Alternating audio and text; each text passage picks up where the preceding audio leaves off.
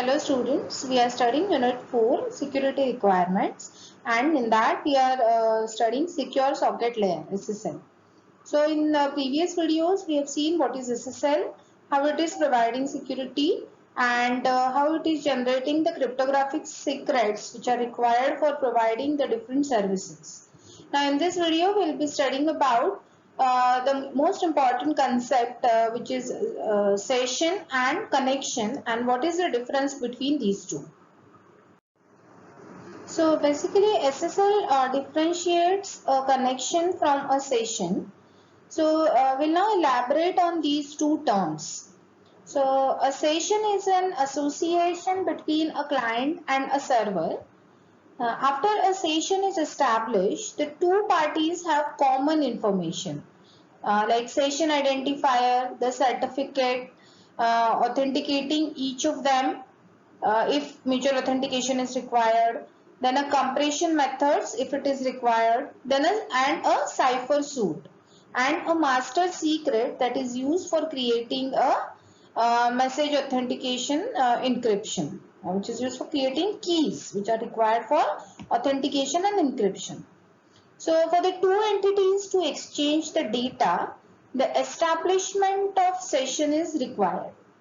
But only establishing a session is not important, it is not sufficient. They also need to create a connection between them. So the two entities which exchange the two random number and create using a master secret the keys and parameters which are required for exchanging messages involving authentication and privacy. So a session can consist of many connections. One session can have multiple connections. A connection between two parties can be terminated and it can be re-established within the same session. So when a connection is terminated, the two parties can also terminate the session. But it is not mandatory to terminate the session. Within that session, they can have different connection. So a session can be suspended, and after some time the suspended session can also be resumed. So to create a new session, the two parties is to go through the negotiation procedure. They have to negotiate the cipher suit and all, and to resume the old session and create only a new connection in the old session, the two parties can skip this part of negotiation process and they can go with a shorter one. So there is no need to create the master secret when the session is to be resumed. So the separation of a session from connection, it prevents the high cost of creating a master secret, because creating a master secret involves the high cost, because you have to exchange the random number, apply the hashing algorithm and all. Okay, so using the old session, resuming it and creating new connection in that will be cost effective. So by allowing a session to be suspended and resume, the process of master secret calculation can be eliminated. So the figure shows the idea of a session and the connections between them. So here we have to remember that in a session, one party has the role of client and the other party has the role of server. And in a connection, both the parties are having the equal roles, that they are peer entities. Now once you create a session state is created. So a session state can be defined, a session can be defined by a session state. A set of parameters which are established between the server and client when the session is established. So these all parameter, the list of parameter of session state is given here. So whenever the session is established, all these parameters needs to be decided. So first one is session ID. Here session ID is, server has to select the session ID. A server chooses 8-bit number which defines the session. It's called as the session identifier. Then the next parameter is peer certificate. A certificate of type X.509 version 3 is to be used. and this parameter can be empty or null. So the certificates are basically used for the authentication of both the parties with each other. Then the compression method to be used is to be decided. Cipher suit, both the parties has to agreed upon the cipher suit. Master secret, which is 48 byte secret, and they also have to decide whether the session is resumable or not.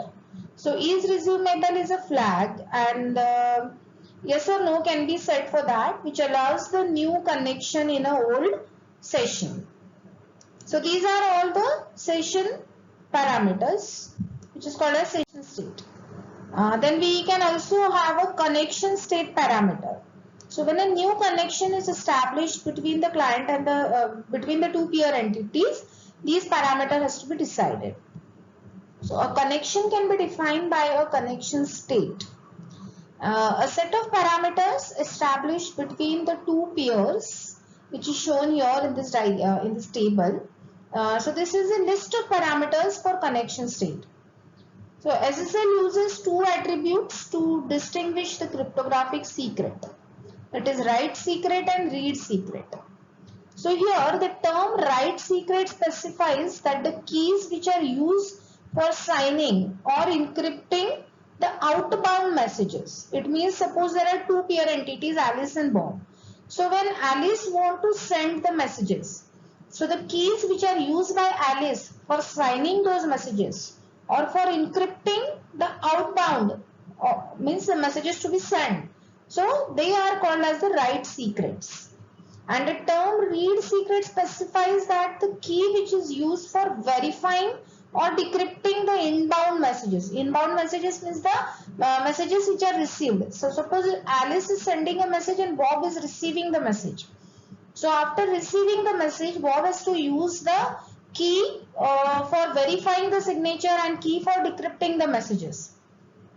So the inbound messages means the messages which are received by Bob, they can be verified by the verification key and decrypted by the decryption key. So these secrets are called as the read secrets. So the secrets which are used for reading the messages are called as the read secret. So here we have to remember that the write key of the client is the same as read key of the servers. Okay, because see, when Alice is sending the message would be encrypted by suppose Bob's public key. So Bob will use his own private key for reading the messages if we are using a symmetric key.